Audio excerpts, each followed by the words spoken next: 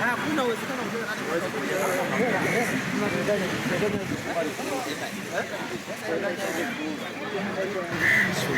na lengo ni kuweka partnership na kanisa letu sasa, na hawaji kihasara, wamejipanga vizuri, container zima limejaa vitu. Yes. Nikasema basi ile siku napasa Mungu tukabiliana nao. Anasema hata chocolate utapata. Hata kama hana Mungu tu tutambuane. Kama ni hii ndio kwaya ya wanaume. Kule Marekani sio kuona kwaya kama. Lakini kwa kweli namshukuru Mungu hata ile familia iliishi nao vizuri sana.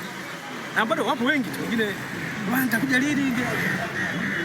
So ngoja kwanza waje hapa na kanao hapa kwenye nyumba hii. Tabadona hapo wiki 3. 3 weeks tunakaa kwenye nyumba hiyo kama hivyo, lakini nikasema Mungu atanisaidia.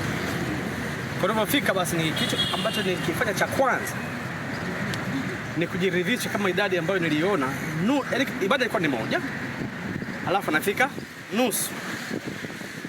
Mimi nayohitaji ni ile milioni moja. Hii milioni nyingine moja hii mimi sijui.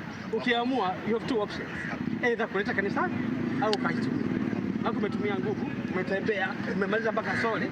Hivyo, naona kwa hiyo watu walicheka. Wanakuwa motivating yani hivyo. Nikisema unaohitaji waje wachukue ndani hapo. Wengine walinyosha, wengine bwana, sinyoshe. Lakini baada ya misa tu kuisha, watu wanakuja nini box bwana, mimi nipe. Wakachukua zote zikaisha. Sasa tuko tuna awamu 3.